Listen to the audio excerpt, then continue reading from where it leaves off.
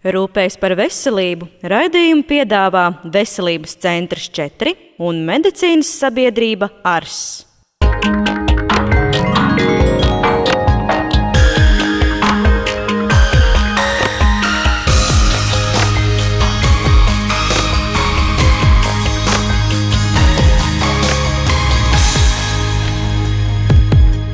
Labdien, šajā skaistajā svētdienas rītā! Šodien mēs visu raidījumu veltīsim mums, sievietēm, lai runātu par mūsu veselību un kā veidot ciešākas attiecības ar savu ginekologu. Mūsu šīs dienas studijas eksperts daktare Ieva Baidekalna, medicīnas sabiedrības ARS, Paula Stradiņa Klīniskās universitātes slimnīcas ginekoloģe, certificēta dzemdību un ultrasonogrāfijas speciāliste, Rīgas Stradiņa universitātes ginekoloģijas un dzemdniecības katedras lektore un Latvijas ginekologu un dzemdību speciālistu asociācijas biedre.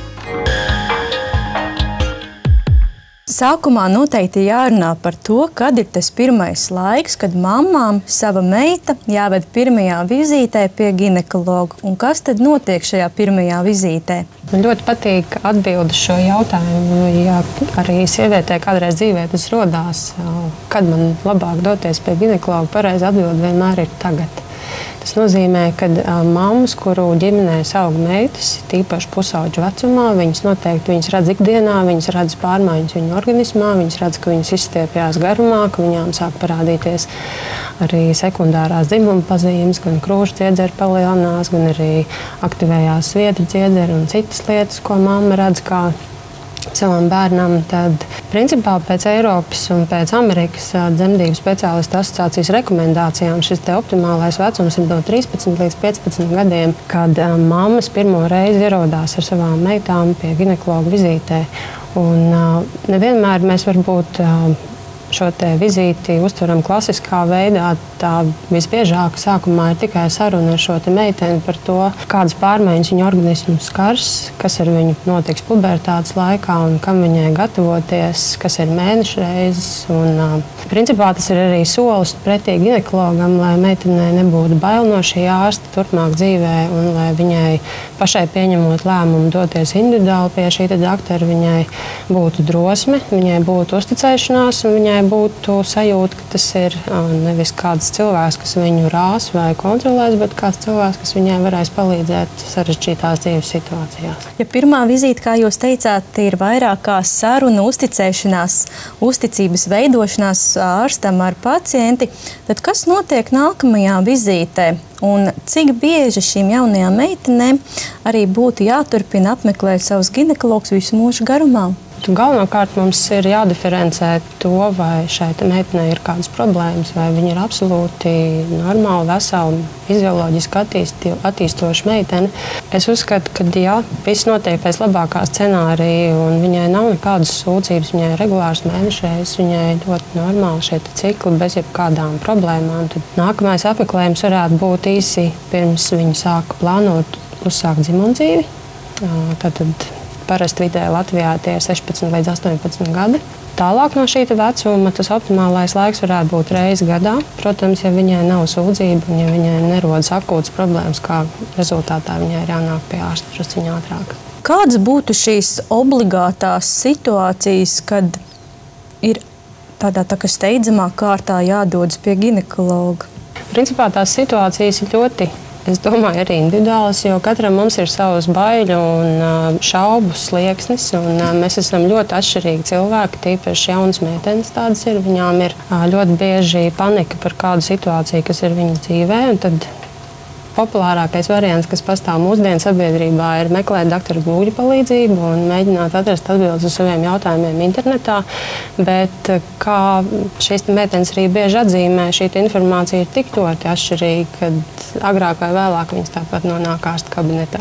Vairums šīm jaunajām meitenēm, es domāju, varbūt arī ne tikai jaunajām meitenēm, mums visām sievietēm saskaroties ar kādu ginekoloģisku raksturu grūtībām vai problēmām, kā pieņemsim piena sēni vai kā tam līdzīgi, viņas ļoti ļoti kautrējās doties pie ārsta un atzīt šo savu problēmu, jo domā, ka saņems nosodījumu par to, ka viņa kaut ko nepareizi ir darījusi. Un tad jūsu ieteikums šajā situācijā?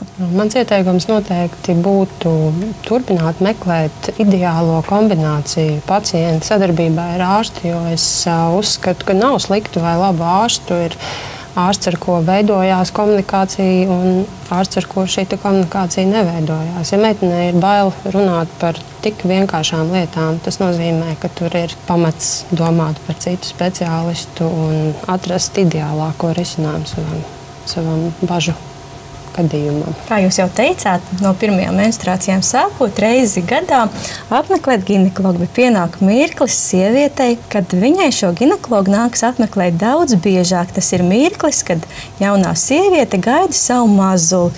Cik īpaši ir tieši ginekoloģiskā aprūpe grūtniecēm, dosimies noskaidrot uz Medicīnas sabiedrību ARS. Plānotu grūtniecību ir ģimenes lielākā laime un prieks, taču jaunos vecākus māc neziņu un liels daudzums jautājumu par to, kā rīkoties, lai mazulis ienāktu ģimenē vesels. Kādai piesardzībai būtu jābūt sievietēm, kuru vecums ir virs 35. Noteikti vajadzētu stāties grūtniecības uzskaitē līdz 11. grūtniecības nedēļai, jeb 11 grūtniecības nedēļās. Kādēļ tā? Tāpēc, ka patreiz mēs Medicīnas sabiedrībā ARS visām savām grūtniecēm piedāvājam pirmā trimestra ģenētisko skrīningu, citi to sauc arī par kombinēto skrīningu, citi par Dauna sindroma skrīningu. Kāpēc tā? Tādēļ, ka katrai grūtniecei, kas atnāk pie ginekologa stāties uzskaitē, ir savs risks, savs ģenētisko slimību risks, kas ir iespējams bērniņam. Un ļoti bieži ir tā, kā tas var būt, doktori, mēs esam abi pilnīgi veseli, bet bērnam ir problēmas. Un ir labi, ka tas ir ļoti reti, bet tomēr mums tas būtu laicīgi jāatrod un par to jāinformē vecāki.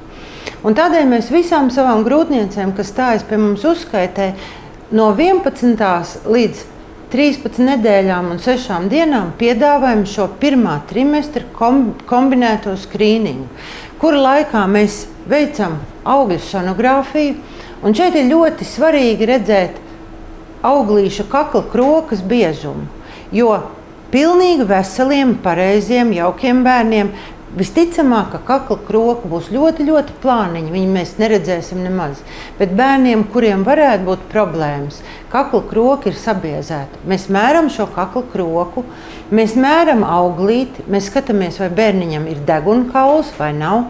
Un vēl ir citi rādītāji, ko mēs šajā pirmajā grūtniecības trimestrī 11 nedēļās līdz 13 nedēļām 6 dienām darām. Patreiz jāsaka, ka Latvijā nav visām grūtniecēm obligāti šis kombinētais pirmā trimestra skrīnings, bet mēs visi Latvijas sonogrāfijas speciālisti, dzemdību ginekoloģijas speciālisti cenšamies ieviest šo skrīningu, un es ļoti ceru, ka no nākošā gada septembra visām Latvijas grūtniecēm tiks piedāvāts valsts apmaksāts pirmā trimestra ģenētiskais skrīnings. Katrai grūtniecei ir savs ģenētisko slimību risks, un mēs pat mēdzam teikt, ka grūtniecei, kurai ir 25 gadi, viņai arī ir savs ģenētisko slimību risks.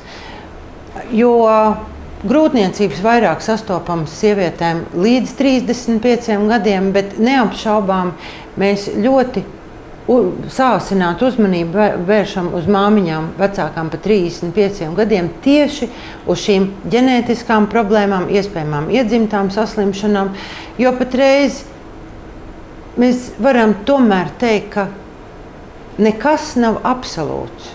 Medicīnā nekas nav 100%. Neapšaubām arī otrajā grūtniecības trimestrī, tas ir 20.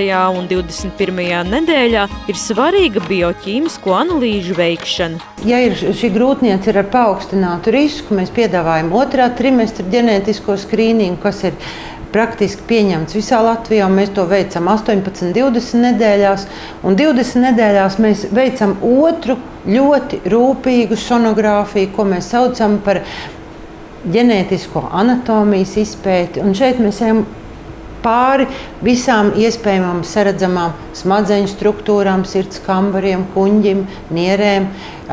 Būtu jāredz kājiņas un rociņas. Sievietes vecumā pēc 35 ir lielākā riska grupā saskarties ar bērnu ģenētiskajām slimībām. Tādēļ liela nozīme ir ciešai sadarbībai ar savu ginekologu, jo laikus veiktie diagnostiskie izmeklējumi palīdz izslēgt šos riskus. Tādēļ arī man liekas, būtu ļoti, ļoti svarīgi mudināt, atbalstīt, dzemdējiet pirmos bērnus līdz 30 gadu vecumam. Tas ir vislabākais laiks, lai gan no sievietes veselības viedokļa, gan no viņas iespējamām blakus saslimšanām varētu iznēsāt pilnvērtīgu grūtniecību. Gaidot mazuli ir svarīgi ne tikai veikt regulārus ginekologa apmeklējumus, bet liela loma ir arī saulaicīgai jauno vecāku sagatavošanai, mazuļa piedzimšanai.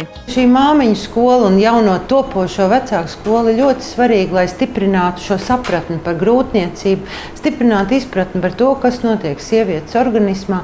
Pat arī tad, ja tētis nevēlās doties uz dzemdībām, viņam tomēr ir svarīgi zināt. Šobrīd esošā pēcdzemdību aprūpe Latvijā lielākoties ir vērsta uz mazuli, viņa veselību un aprūpi. Taču mazuļa labsajūtas pamatā ir jaunās māmiņas veselība, drošības sajūta, emocionālā harmonija un pārliecība par saviem spēkiem. Tādēļ arī šajā laikā neatsverama loma ir ginekologam. Pēcdzemdību aprūpe, medicīnas sabiedrība ARS iekļauj sevī pēcdzemdību vizīti, uz kuru tiek aicināts visas dzemdējušās māmiņas 6. nedēļā pēc dzemdībām.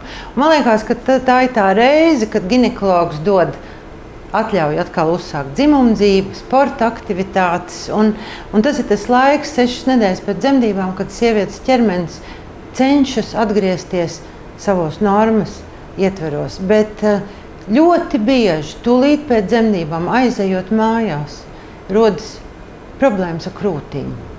Krūts gals ir lielāks, bērniņš neņem krūts galu, man liekas, ka viņš nav paēdis.